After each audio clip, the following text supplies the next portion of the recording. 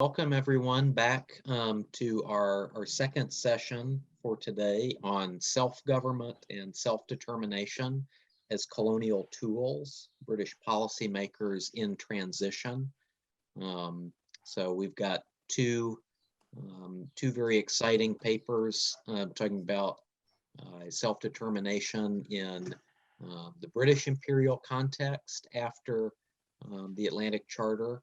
And I'm particularly pleased to see one of the papers on the British Indian Ocean territory. So reminding us that decolonization is as William Faulkner might say, is not even past. So I'll introduce our two speakers. First is Naïma Magetti, who is, since September of 2020, a lecturer in the history department at the University of Geneva. Just completed PhD on the re-legitimization of the British imperial project during the period of decolonization, being framed here as 1945 to 1957. And in 2016-17, received a doc mobility grant from the Swiss National Science Foundation. Spent 12 months at King's College in London and working in the Colonial Archive, the Colonial Office files at Kew. And her paper today is titled Self-Government at the Heart of the Post-War British Colonial Rhetoric, 1945 to 1955. Naïma, take it away. Thank you, Mark. It's a pleasure to be here with you today. Let me share my screen.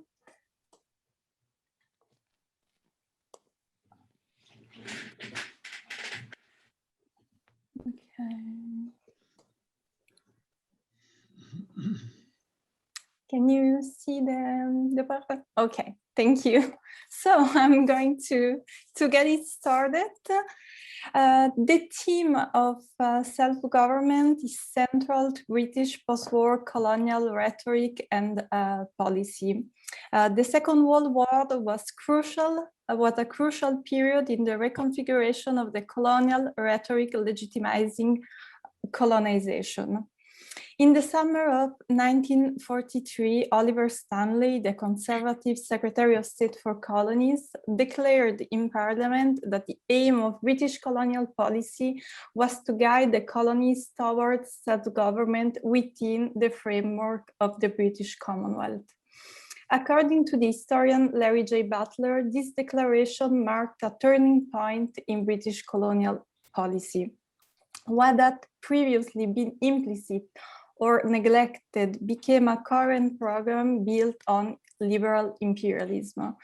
From the outbreak of the Second World War, the Colonial Office was aware of the need to wage an ideological battle for the survival of the British Empire. The image of the Allies as representatives of the free world in their fight against the Axis powers was at odds with their imperial policy, which provoked a great deal of criticism, particularly in the United States. The Colonial Office therefore tried to forge a new language to assert its legitimacy at a time when the racial justification of colonial domination became untenable. Thus, the reorganization of imperial authority through a renewed lexicon became a necessity in order to save the legitimacy of the empire. 5 major arguments were used to structure the rhetoric justifying the persistence of the British colonial empire after the war. Colonial development in its economic and social declinations, the idea of partnership between the UK and the colonies conceptualized by Lord Daly in the early 1940s to replace the concept of trusteeship, the idea of progressive political development leading to the stage of self-government, global stability, and finally, Britain's responsibility toward its territories. These arguments form the lexicon that helped create the myth of a liberal imperialism that guided British colonial policy after the Second World War. The idea of progressive political development leading to the stage of self-government is one of the major arguments structuring the rhetoric justifying the persistence of the colonial empire. This theme was used with different purposes by the British government in political discourse addressed to the metropolitan and colonial audiences. The main purpose of this presentation today is to discuss how the issue of the self-government of the colonies was conceptualized within the conservative and Labour parties and then mediated within the empire to the British and colonial peoples through the analysis of official publications produced by the Colonial Office and addressed to British and colonial audiences. So I'll be addressing three main points today, and the first one is going to be the conceptualization of self-government within the Labour and Conservative parties. It is necessary to have an overview of the conception of self-government formulated by the two main parties because it is conveyed in the colonial policies pursued by the governments in the decade between the end of the Second World War and 1957, the year of the Gold Coast independence, which saw a succession of 4 prime ministers, Attlee, Churchill, Eden, and Macmillan, and 5 colonial secretaries, all Crick Jones, Reeves, Littleton, and Lennox Boyd. For the Labour Party, according to the 1943 publication, The Colonies, written by the party specialists for colonial matters, including Arthur Crick Jones, the achievement of political autonomy, an argument on which the authors remained very cautious and vague and whose conception remains paternalistic, was subsequent to the realization of economic and social progress in the colonies. Colonial development became the heart of Labour's colonial discourse, providing Clement Attlee's government with a means of approaching the issue of colonial empire that accommodated the Fabian and socialist ideologies that underpinned Labour Party thinking at the time, while maintaining a fundamentally paternalistic approach to colonial development.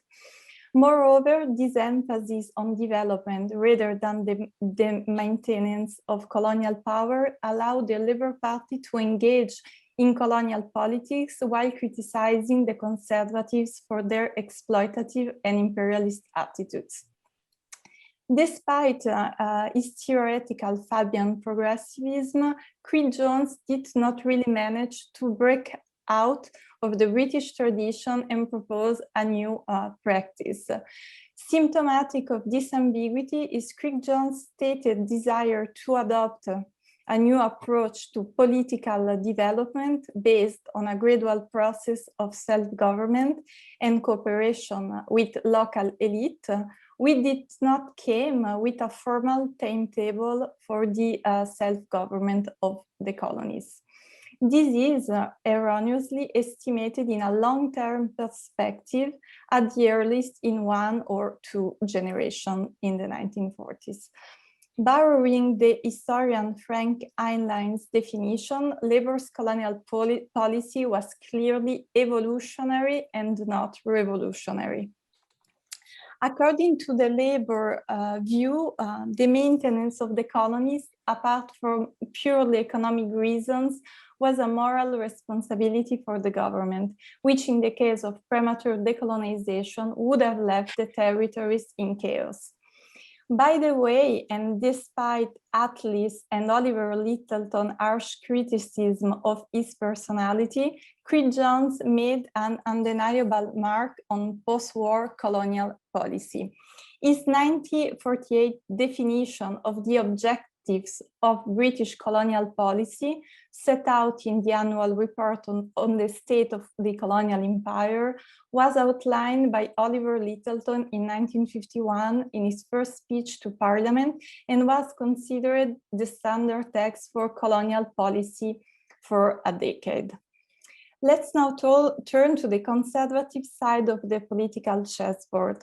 According to the conservative view illustrated in the 1949 publication Imperial Policy, a Statement of Conservative Policy for the British Empire and Commonwealth, as far as constitutional development was concerned, the main objective was to guide the colonial people on the road to self-government within the framework of the British Empire, as stated by Oliver Stanley in 1943.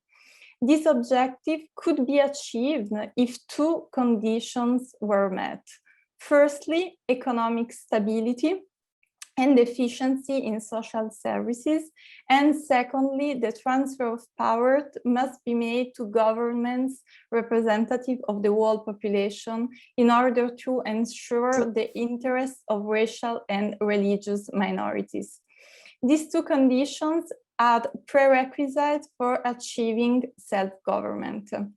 However, the different political, economic, and social contexts in the colonies prevented the formulation of a precise timetable for the achievement of self-government. It is interesting to linger for a moment on the second condition. Although vaguely formulated and as inclusive as possible, it is written with the place in mind of the white minorities living in the territories, and even more importantly, the Indian case. The issue of minority protection raised in the publication was one of the fundamental pillars of the colonial policy pursued by the conservatives, and one of the two preconditions for achieving a stage of self-government.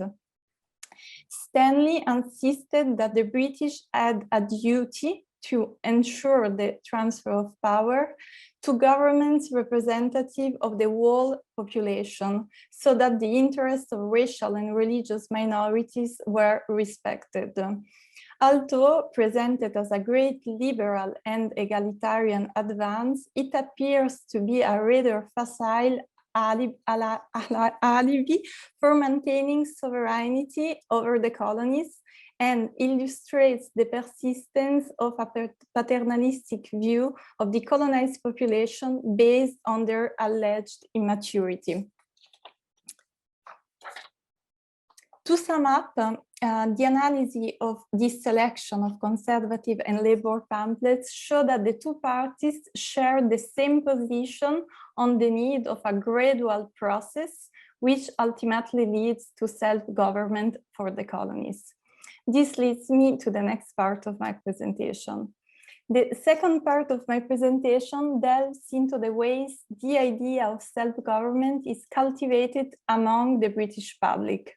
In the British context, the theme of self-government was strictly linked to the theme of responsibility and the mutuality of relations between Britain and the colonies. While the stated aim of British colonial policy was to guide the colonial population towards self-government, in the meantime, the responsibility lied with the government and, through Parliament, with the British people as a whole. By the early 1950s, with many of the colonies on the road to self-government, they became even more important to Britain. Politically, it was important to preserve and maintain their close association with Britain and the Commonwealth. Economically, the colonies could make an important contribution to the recovery of the United Kingdom and the pound sterling. For this reason, for the Colonial Office, it was essential that the British public should not only be aware of their duty towards the colonial people, but should also be well informed and interested in their affairs. Official publication conceptualized by the Colonial Office and distributed in the United Kingdom are a true tool of empire, used to educate the British population about colonial responsibilities. An analysis of this publication reveals the rhetoric about the empire promoted in the United Kingdom. The purpose of this publication was twofold: to educate students and the general public about colonial affairs and to present British colonial policy and its achievements in a positive light. In terms of the form of the publication, they are generally characterized by simple description and concise information, ranging in length from an average of 8 to 20 pages. In some cases, these publications are extensively illustrated. You can find here one. Introducing the Colonies is the first book in the Introducing series and serves as an introduction to the other books which explore groups of colonies organized by region. The book can be divided into 3 parts: an introductory section that presents the colonies, the different populations that make up the empire, the heterogeneity of lifestyle, as well as the flora and fauna. A second section on the acquisition of the colonies and a chronology that highlights the major events of British colonization. And finally, a third section on the current state of the colonies and the presentation of British colonial policy and its benefits. This section, Road to Responsibility, focuses on political developments in the colonies and explains the process of political gradualism applied by the British government. The ultimate goal of British colonial policy, self-government within the Commonwealth, is presented as being achievable only through a gradual approach, in which the British play a central role in training colonial populations for political responsibility. And this is reminiscent of the concept of building up responsibility, which is expressed by Arthur Queen Jones in the Westminster Parliament. Self-government is subject to the attainment of a series of milestones represented in the publication by questions to which only a positive answer can determine whether a colony is ready for self-government or not. The final section of the publications, The Colonies and the World, emphasizes the complementary nature of Britain and its colonial empire by highlighting the mutual interests that underpin this relationship, which is described by the authors, I quote, "a great adventure in human relationship, probably the greatest the world has ever known," unquote. In order to simplify the developments in the colonies, they are presented to readers through the metaphor of snakes and ladders game, where home is the responsible government and each colony is at a different stage on the road to it. In the metaphor of the snakes and ladder game, aims to show the active role of colonial policy in the road to self-government. The authors also highlight the interdependence of the relationship between colonies and the UK by emphasizing that at no stage of colonial development is the association between Britain and its colonies not mutually beneficial. On the one hand, the colonial territories receive the help, economic, logistical, infrastructural, social, and political that they need. In return, Britain has at its disposal within the Sterling Zone still largely untapped resources, raw materials, and foodstuff that came from the colonial empire. I will now proceed to the third and final part of my presentation. In the decade between the end of the Second World War and the first African independence, the British action in the colonies was kept in balance between two discourses. The relegitimization of the colonial empire and the preparation of the colonies' transition to independence by substituting authority and physical presence for the maintenance of influence. As Sarah Stockwell points out, the idea of substituting influence for control, a transition from formal to informal empire, is a recurrent and established theme in the historiography of the British decolonization. This can be constructed through the inculcation of British values, models, and traditions, like Britishness of the British way of life, with the long-term aim of securing influence at the formal end of the empire. This process is highlighted by Today, an illustrated magazine designed for a colonial audience and distributed in the colonies between 1946 and 1957. This publication was a tool for projecting colonial policy and its rhetoric into the colonial territories. Rhetoric, which is expressed in the magazine through several themes, one of which is self-government. Firstly, the institution building and political development process in the colonies takes place through the export of the Westminster model, the mother of all parliaments, a democratic, liberal, and parliamentary political system that should serve as an example for political institutions in the colonies. This model is reproduced in the magazine through two perspectives. On the one hand, the political life and institution in Britain. We can have a look here at the Britain Votes reportage in Today. And I got lost. And on the other hand, their gradual implementation in the colonies. The purpose of exploiting this theme is twofold. Firstly, to establish a social and political consensus around the self-government policies of the British government, and secondly, to show that all populations in the colonial empire were making considerable progress and tangible advances towards self-government. Here we can have two examples.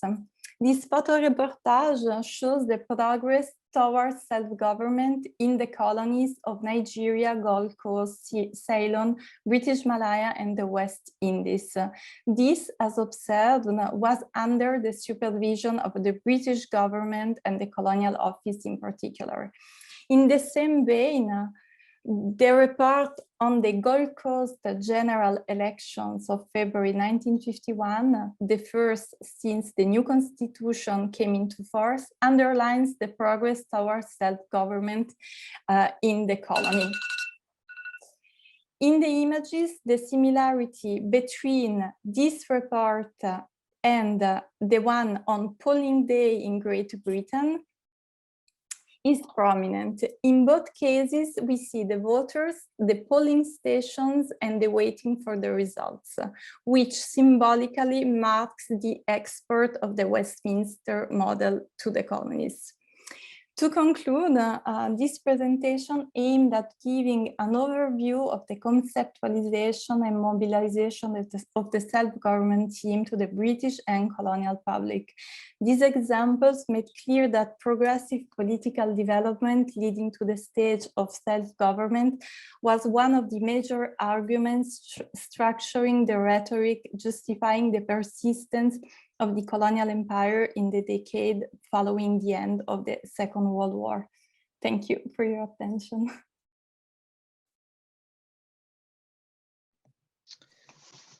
Thank you, Naïma. So now we turn from the self-projection of British policy, the inexorable guidance to self-government, to a view from the Indian Ocean that might look somewhat different.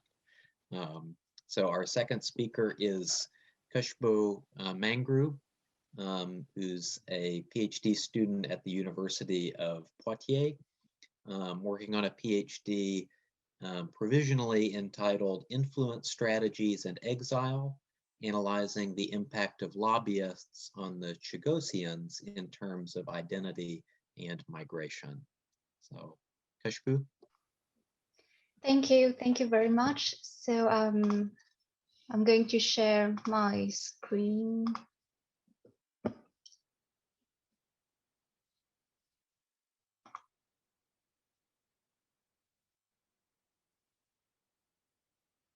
Trying to get the full screen.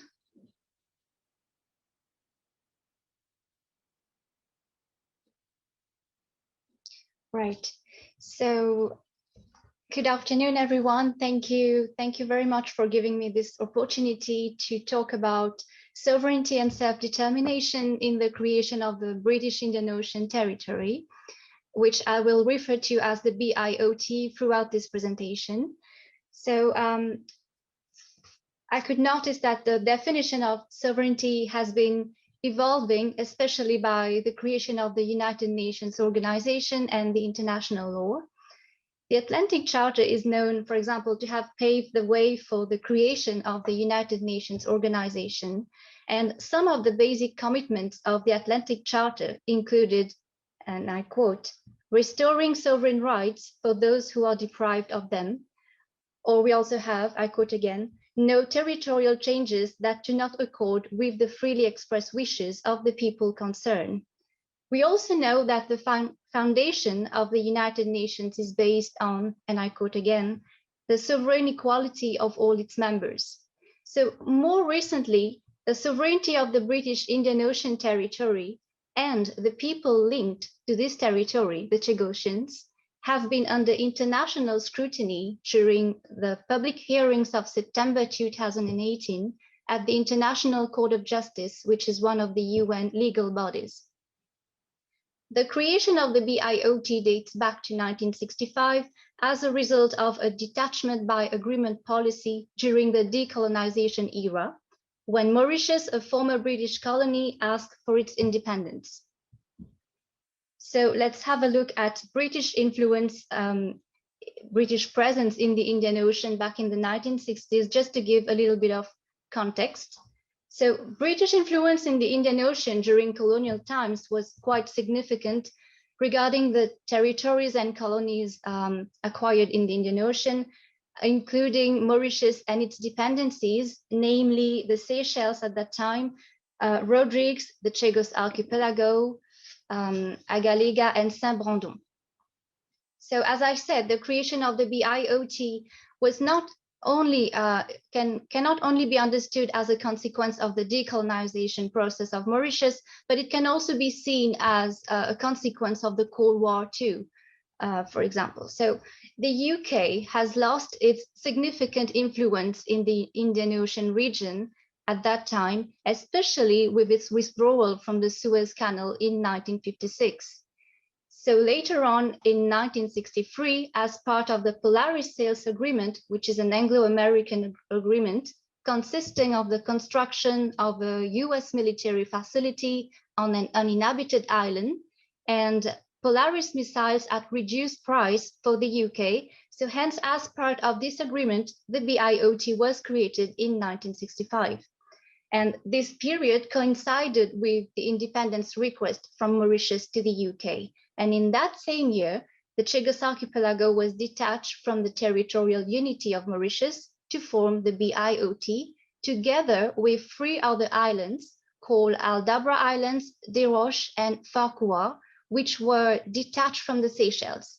And when in 1976, the Seychelles became independent, these 3 islands, Aldabra, Desroches, and Farquhar, were reverted to the Seychelles.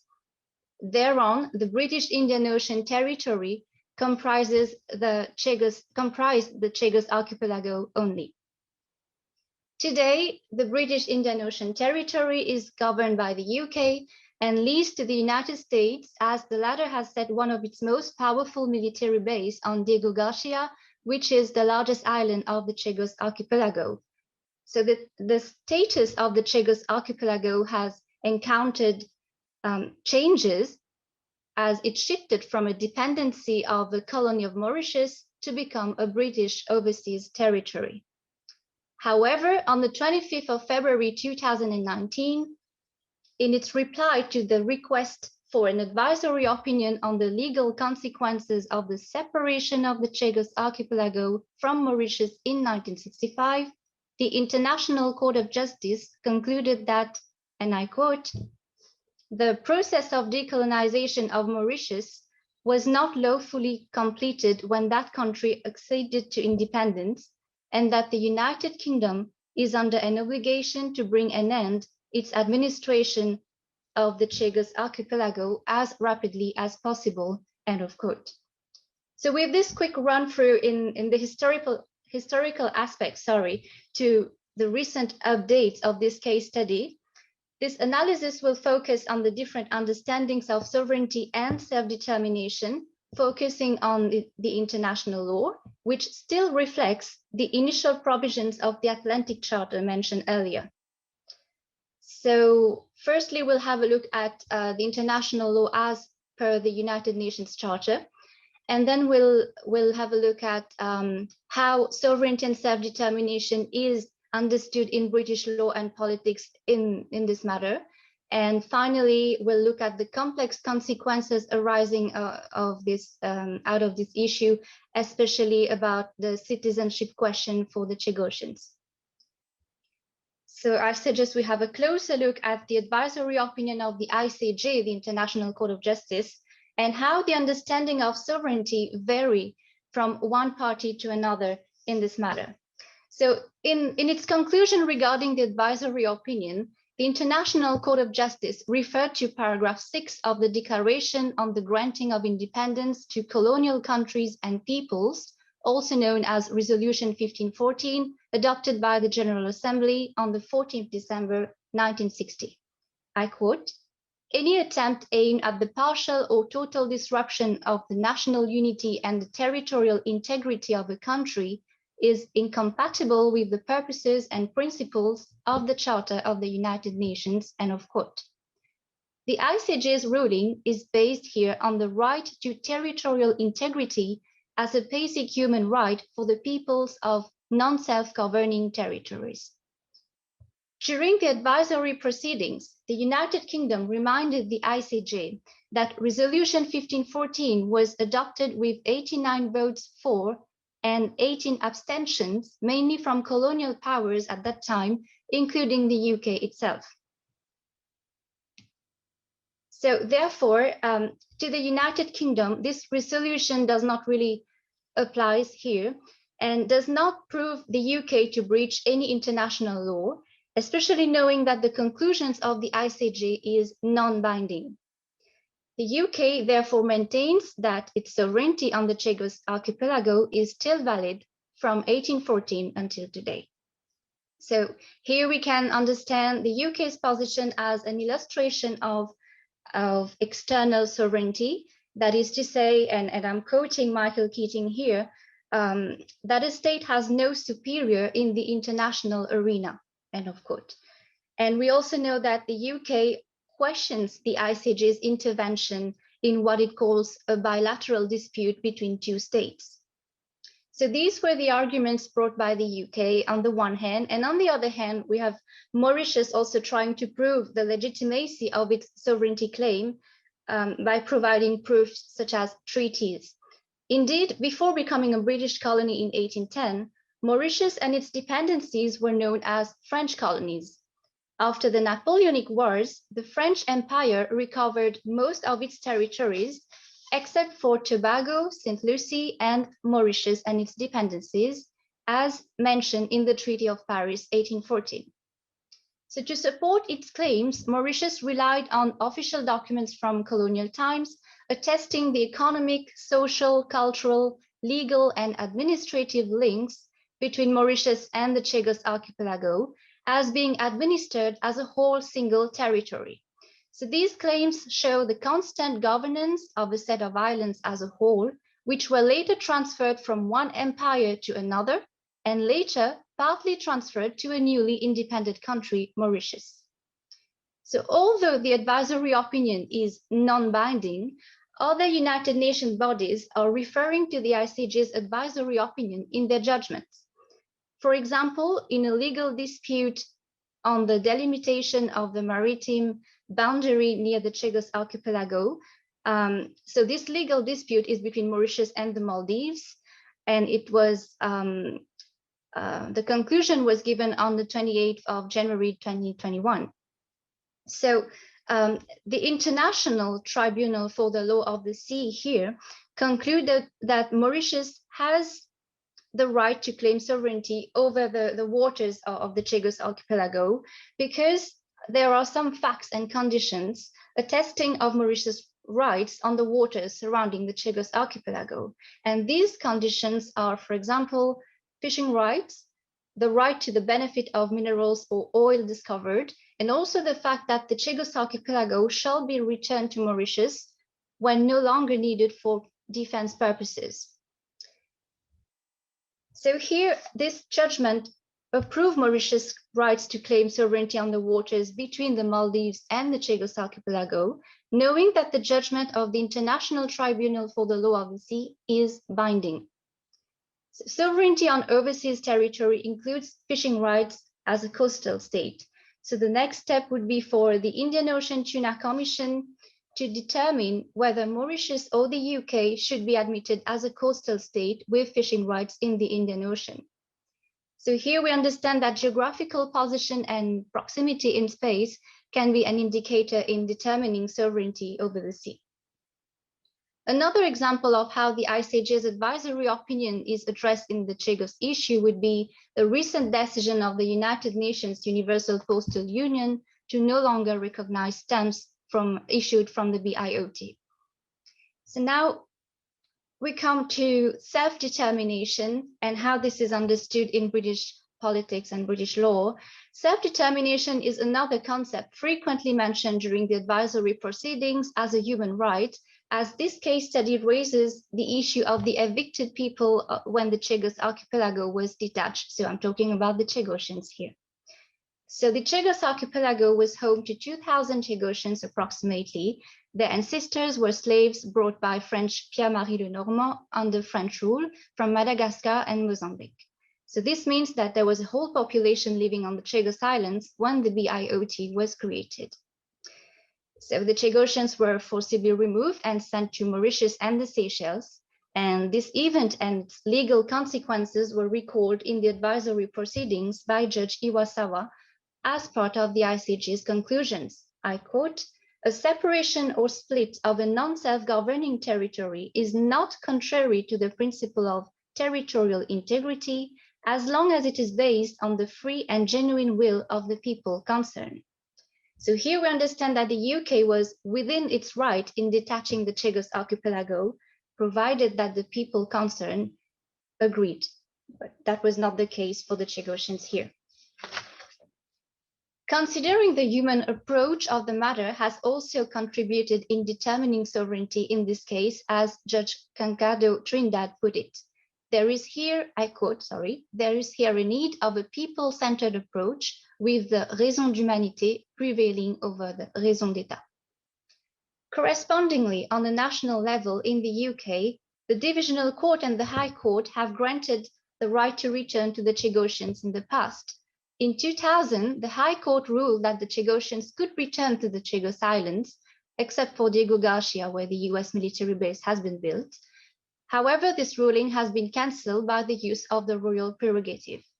On this event, some politicians reacted, including UKIP's Commonwealth spokesman at that time, James Carver, and Jeremy Corbyn from the Labour Party, both expressing their disappointment towards the resettlement of the Chagossians being denied. Another political reaction was from David Snoxall, coordinator of the Chagos Islands from the All Party Parliamentary Group, who stated that the best solution would be to give sovereignty to Mauritius. So hence we can see reactions coming from different political spheres. And yes, we also have support from representatives of the Scottish National Party for the Chagossians within the British Parliament also. So this shows that we have different reactions from different political spheres on the Chagos issue, and that these opinions may have their weight within Parliament, confirming that sovereignty again is a political decision to be made by the government. And in 2019, the Divisional Court reminded that the decision to appeal the prohibition of the resettlement of the Chagossians has to be made by the government, by the sovereign, and it was not for the legal system to decide, as this is a matter of national security.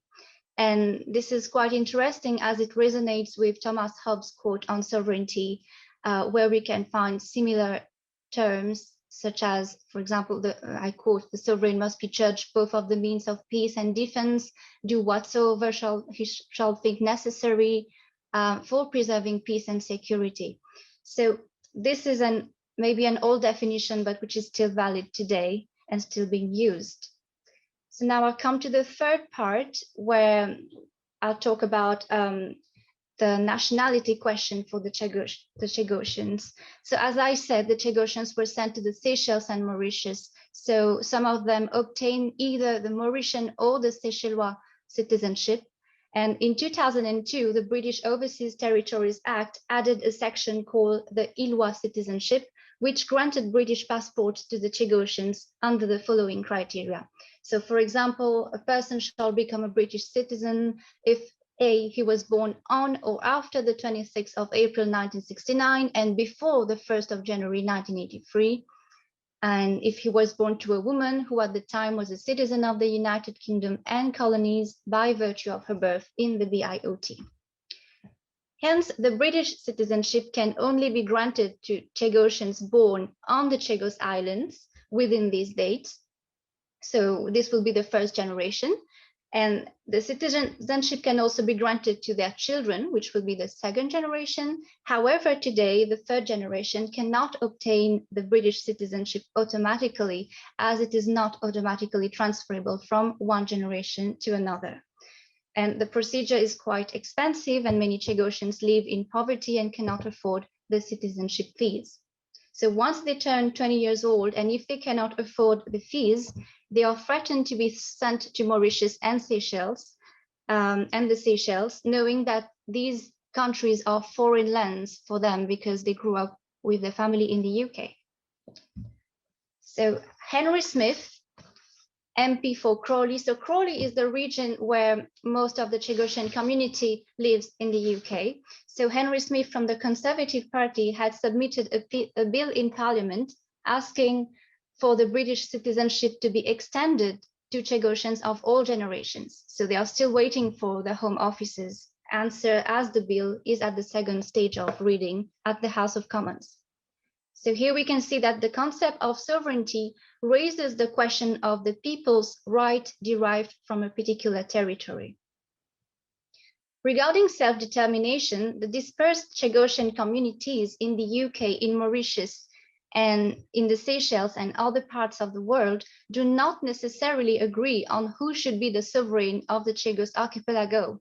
Some would argue that it is their basic rights as natives and descendants of Chagossians to govern the Chagos Islands, while the Chagossians in Mauritius seem to agree with the Mauritian sovereignty in line with the advisory opinion given by the ICJ. And some Chagossians, mainly from the UK, would like the Chagos Archipelago to remain under British governance with the right to access their lands.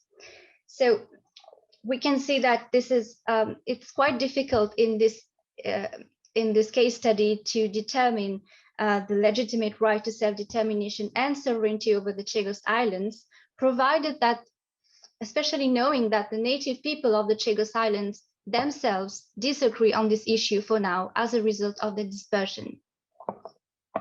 In conclusion, this case study shows the different understandings of sovereignty and self-determination, as it implies a native population back from the colonial times, former British colony Mauritius disputing sovereignty, and a scattered population today claiming their rights to self-determination and the rights to access their native land. And we've also got 3 different states. So the different understandings or interpretation of international law therefore strengthens the failure to reconcile the different parties.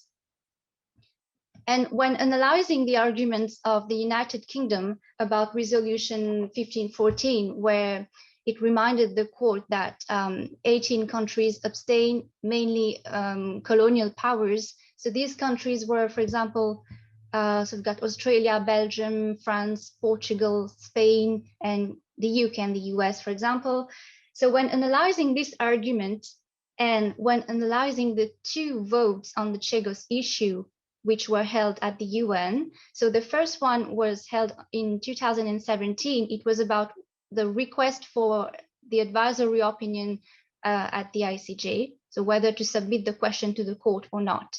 So here we can notice a similar voting pattern where most former empires, if I may say so, would abstain or vote against, especially EU countries here. So we've got France, for example, Germany, Spain, Portugal, and in red we've got the US and the UK, and with some support from Australia, New Zealand, and other countries. And then the second vote on the Chagos issue was held in 2019, and this vote was about whether to implement the ICJ's conclusion as a new UN resolution. Therefore, agreeing on a Mauritian sovereignty on the Chagos Archipelago, whether to agree or not. So here again, we can notice quite a similar pattern, voting pattern. Again, mostly EU countries abstaining, and again, the US and the UK voting against. But there's been a big change of mind in countries voting in favor. For example, here we've got 94 countries voting in favor, and here we've got 116. And we must maybe know that, I mean, a possible explanation maybe here would be, this was the period of the Brexit negotiations as well. So we can see maybe an isolated UK on the international scene, no support from the EU members, etc. So one more concept of sovereignty worth mentioning here in this case, when we see that, for example, 116 state members are voting in favor of the court's verdict. We can talk about international legal sovereignty as defined by Stefan Krasner in his book, Sovereignty, Organized Hypocrisy, where he defines this concept as the formal recognition by other sovereign states, as illustrated here in this vote. So talking about British influence, I would like to add a few words about sovereignty and the BIOT. So we know that right now the BIOT is governed by the UK, but in practice, one can observe that the UK is not the only one to decide about how to manage the BIOT. The UK, as the sovereign, was the one in charge of displacing the Chagossians, and today faces international pressure and criticism on the issue of the decolonization of Mauritius and in terms of human rights. Whereas the consequence for the United States is that its military base is gaining in visibility, and we're talking about the US presence, the US power, and the US influence in the Indian Ocean region, and we're not talking about the UK's power, for example. So while the UK wanted to be free from the EU rules, it is still abiding by the rules of the so-called US-UK special relationship here. And despite all this, the UK seems committed in the task of reaffirming British influence worldwide, as illustrated in this statement by Prime Minister Boris Johnson in the review to Parliament. I quote, "The era of cutting our defense budget must end. I'm investing 190 billion pounds sterling over the next 4 years, more than any other European country and more than any other NATO ally except the United States. Next year will be a year of British leadership when we preside over the G7 and celebrate the 75th anniversary of the first UN General Assembly, and we will bolster our global influence." End of quote. Thank you very much for your attention.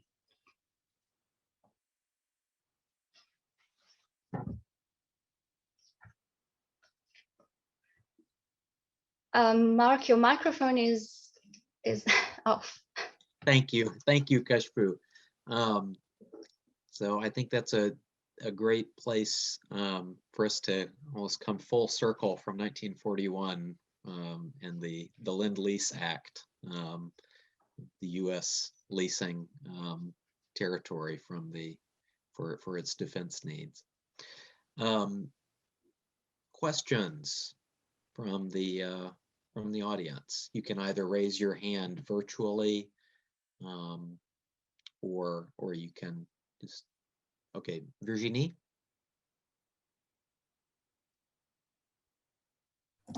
Yes, thank you very much, and thank you very much for these very interesting papers. It's more a remark than questions, but what your two presentations really showed is how the notion of self-determination remains a blurred, ambiguous concept in the immediate post-war era, and it was indeed co-constructed throughout this period, and between through the relationships between the United States and also the newly independent states afterwards. And after all, the right to self-determination had already been asserted in the Treaty of Versailles, if I'm not mistaken, and it was never meant to have any kind of effect beyond Europe. And so if we consider the issue of the wording of the Atlantic Charter and the ambiguity of the US position in this respect, were the words of the Atlantic Charter ever interpreted as meaning more than what self-determination meant after the First World War? That is something which was not to be applied to other territories or a selection of territories, and certainly not to colonial empires, or at least not Africa, maybe India, but not Africa at all. So Churchill himself said that, well, we know that it was much debated, and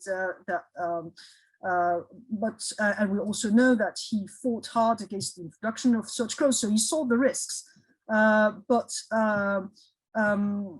Really, I think and it's interesting what, for example, Naïma said about, well, mentioned the example of this magazine, which stopped being issued, I think, in 1957. Is that what you said? Yes. So because it was basically in this period that the right to self-determination was co-constructed in these complex relations, transatlantic relations, etc. And my point is that there was an attempt by colonial empires, and particularly the British Empire, to serve as a model, indeed, of international relations themselves. And and it echoes somehow what Tommaso said this morning about the kind of a system which would not deny empires, but would first take them as model and then include them. And the fact that the evolution in Britain's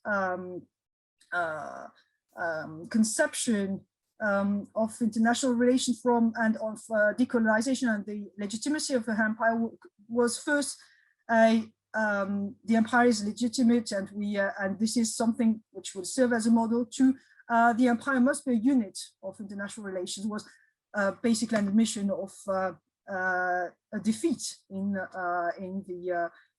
this attempt at legitimizing colonial empire. So I think Naïma's presentation was very interesting in this respect, showing how the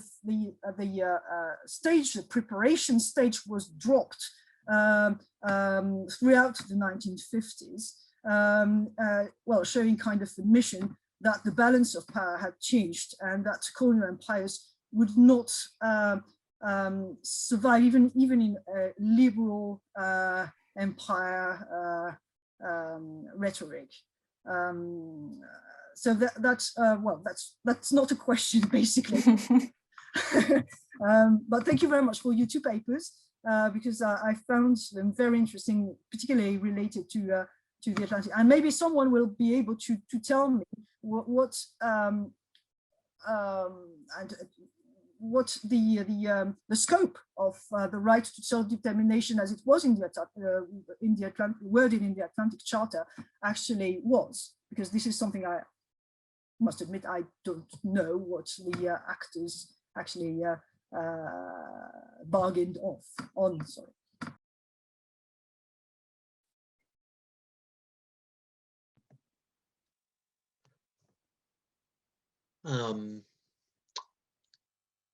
Let's get the question from Alicia, and maybe we can collect the questions from everyone, and then Naïma and Kushboo can respond.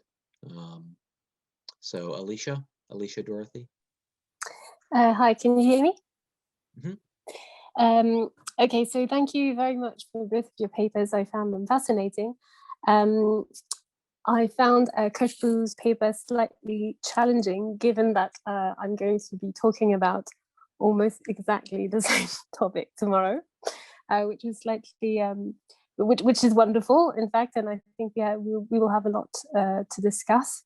But my presentation is also on Chagos, so I apologize in advance for the overlap and the repetition. I hope that I managed to provide a different perspective on the subject. So given that our presentations were so similar, or are going to be similar, I was wondering whether you had any thoughts, Kushboo, on Brexit and the arguments of self-determination, which was in fact, as you know, a dominant and recurring theme in the Leave campaign, something which I'm going to talk about.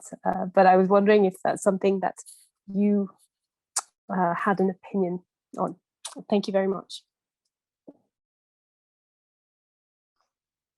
Thank you, Alicia. So yes, indeed, we are talking quite about the same topic regarding Brexit and the Chagos Archipelago.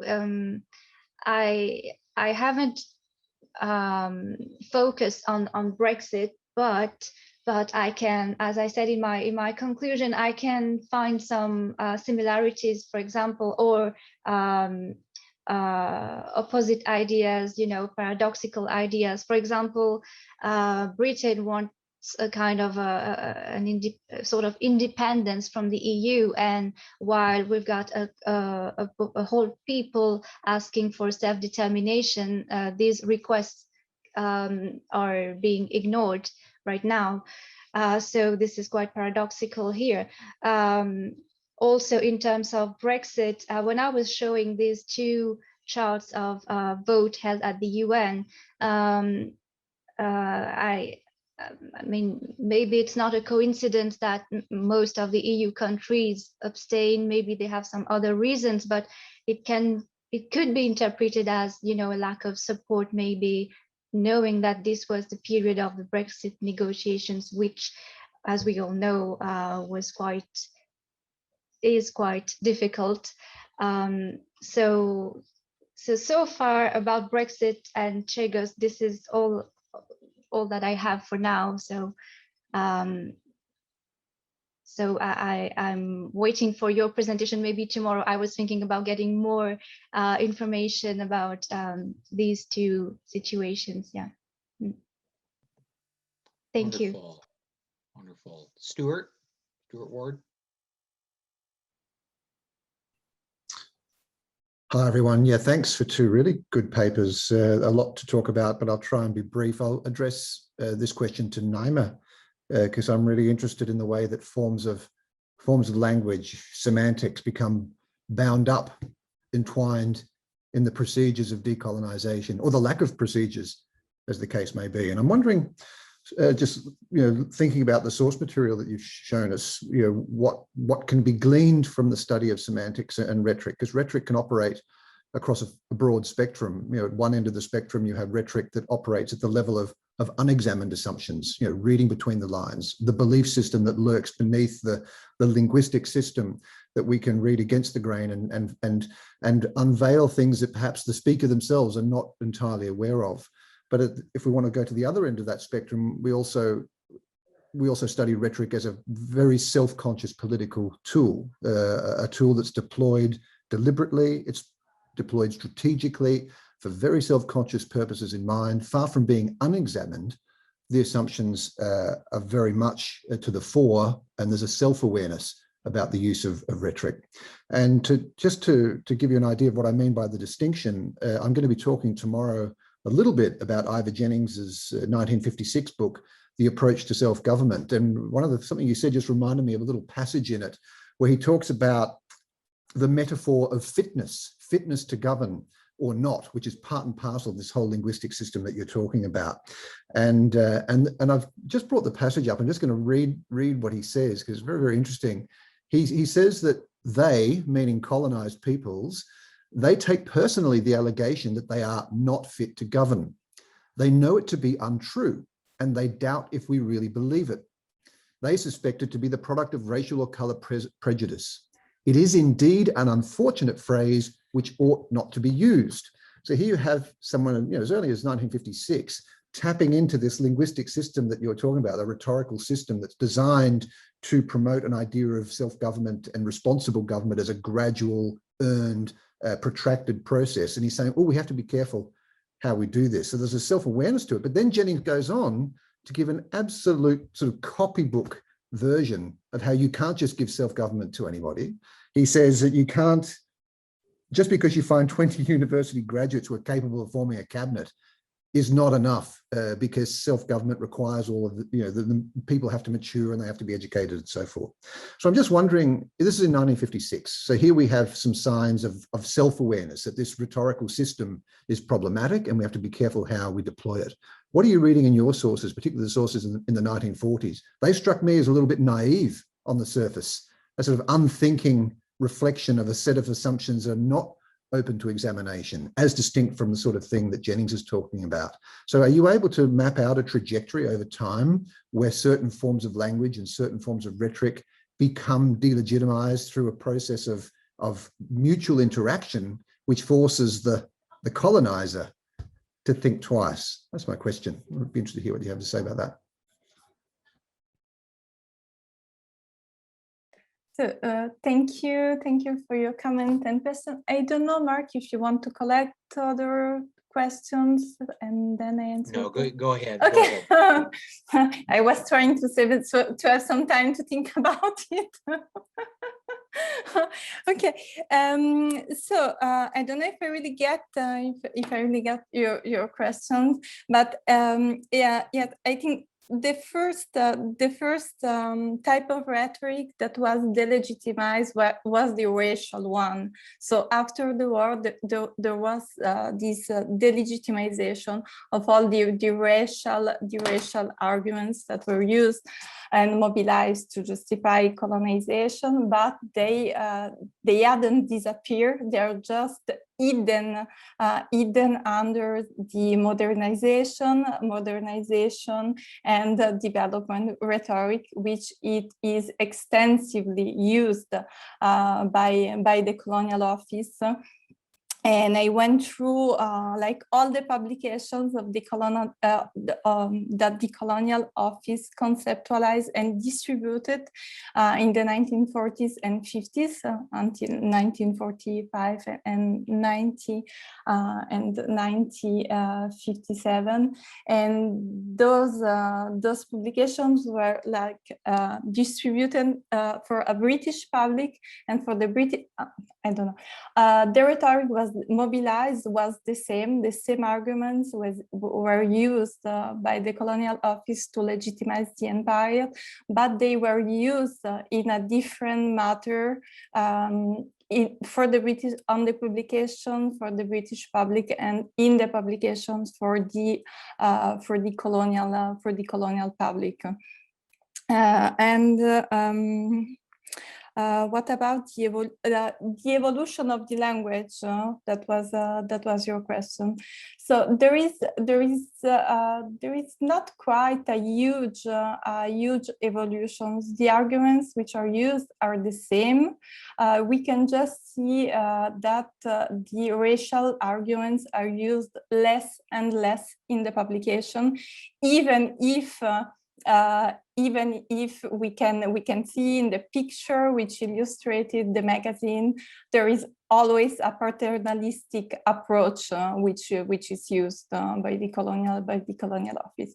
Then I need to think a bit more about it, and it's quite difficult today for me to find my words in English. So I don't know if I quite answered your questions. Okay.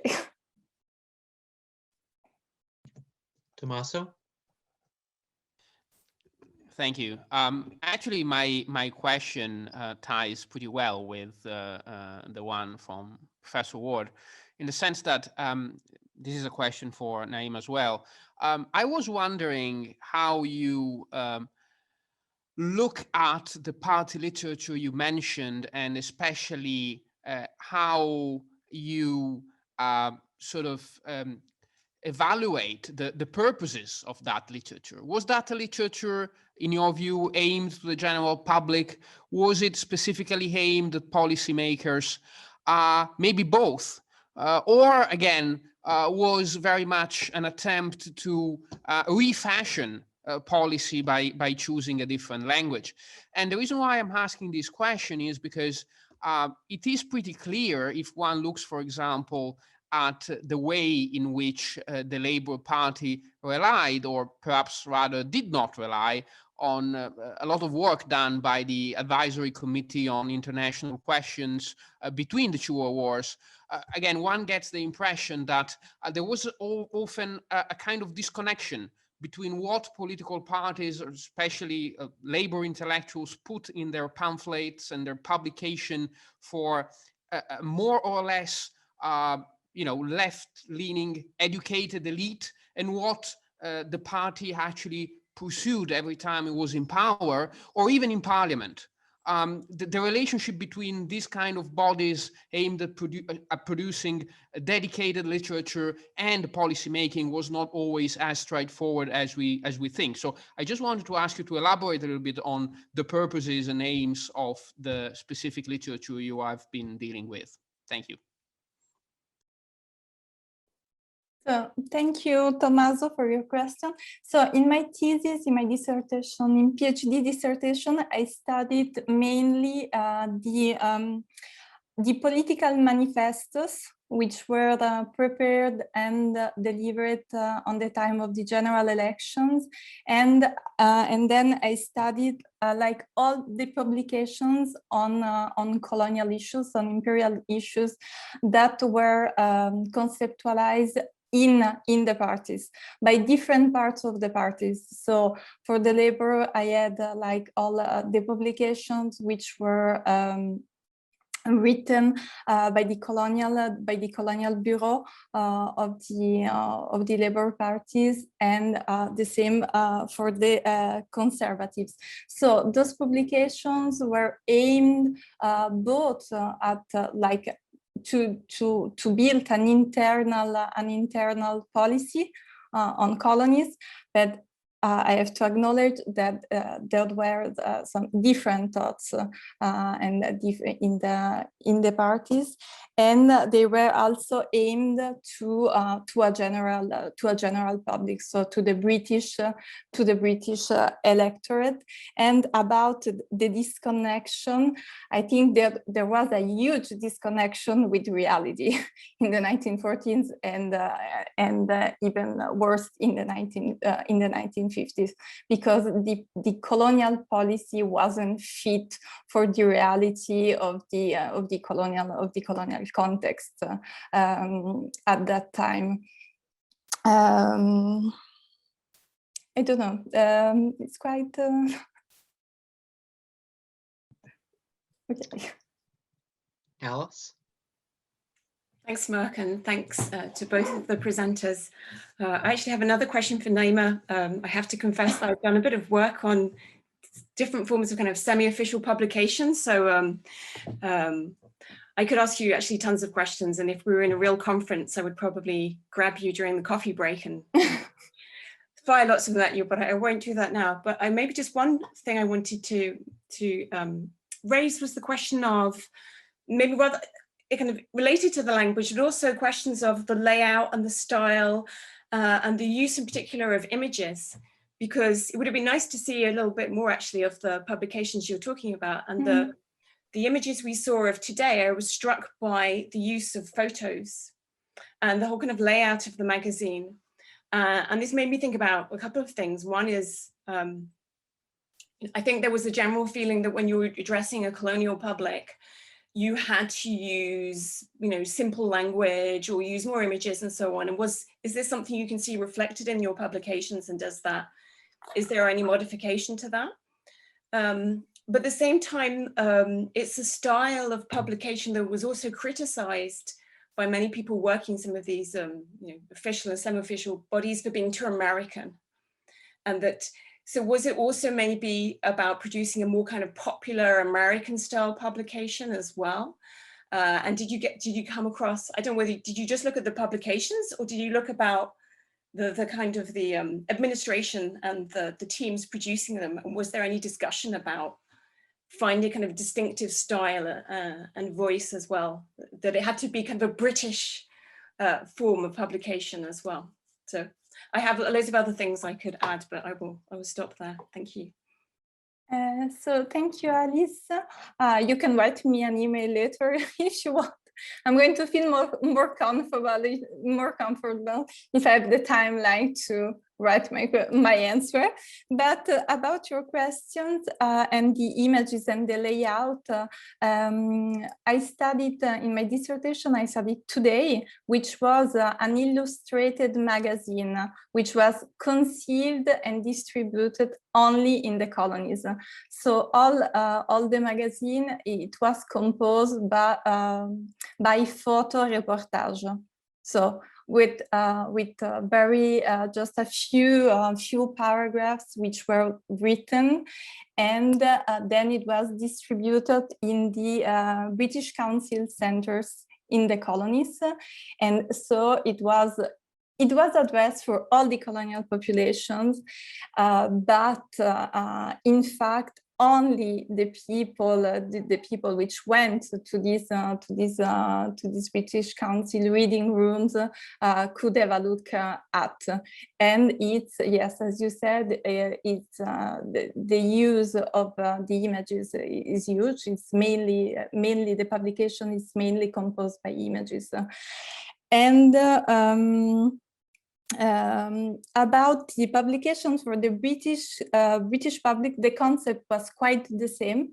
There were a little more of text because it was also addressed to schools, so to British children, and so the use of text was mostly used, but it was kept like simple. There is not a difficult languages.